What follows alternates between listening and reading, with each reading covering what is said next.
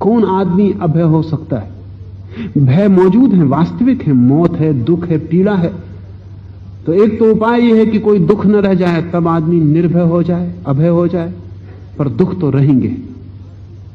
कोई दुनिया का विज्ञान आदमी को दुख से मुक्त नहीं कर सकता। एक दुख को बदल के दूसरे दुख में ही डाल सकता है। कोई स्थिति नहीं हो सकती जमीन पर जब कोई दुख ना हो। 5000 साल का अनुभव है। पुराने दुख हट जाते हैं, नए दुख आ जाते हैं। पुरानी बीमारी चली जाती, प्लेग नहीं है अब। बहुत से मुल्कों से मलेरिया विदा हो गया, प्लेग खो गई, काला बुखार नहीं रहा, लेकिन क्या फर्क पड़ता है, उससे भी भयंकर बीमारियां मौजूद हो गई। आदमी सुख में नहीं हो सकता, अकेले सुख में नहीं हो सकता। दुख सुख के साथ जुड़ा है। तो हम इधर सुख का इंतजाम करते हैं, उतना ही दुख का इंतजाम उसके साथ ही हो जाता है। तो महावीर कहते हैं कि दुख से मुक्त होने की कोशिश एक ही अर्थ रखती है कि मेरी चेतना दुख और सुख से पृथक हो जाए, और कोई उपाय नहीं है।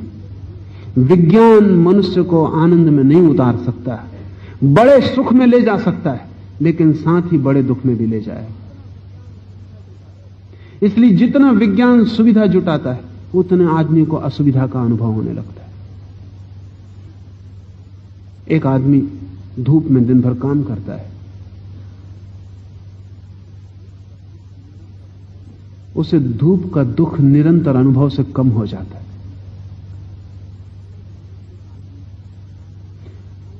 एक आदमी छाया में बैठ के काम करता है, छाया में निरंतर बैठने से छाया का सुख होता है, लेकिन धूप का दुख बढ़ जाता है। धूप में जाएगा तो बहुत दुख पाएगा, जो धूप वाला आदमी कभी नहीं पाएगा। आप जितना सुख बढ़ाते हैं, उसके साथ ही दुख की क्षमता बढ़ती जाती है, क्योंकि सुख के साथ ही साथ आप डेलिकेट होते जाते हैं, नाजुक होते जाते हैं। जितने नाजुक होते हैं उतना रेसिस्टेंस कम हो जाता है, प्रतिरोध कम हो जाता है। तो हमने सब बीमारियों का इंतजाम कर दिया, लेकिन आदमी का प्रतिरोध कम हो गया। आदमी का प्रतिरोध कम हो जाने से 1000 नई बीमारियां खड़ी हो गई। हम आदमी को जितना सुख देंगे, उतना ही उसके साथ दुख की खाई बढ़ती जाएगी। विज्ञान बड़े सुख दे सकता है, बड़े दुख देगा।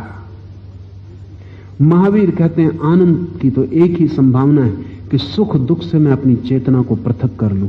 राग द्वेष से अलग होने का अर्थ है मैं साक्षी हो जाऊं, न तो मैं किसी के खिलाफ, न किसी के पक्ष में, न तो सुख की आकांक्षा और न दुख का विरोध।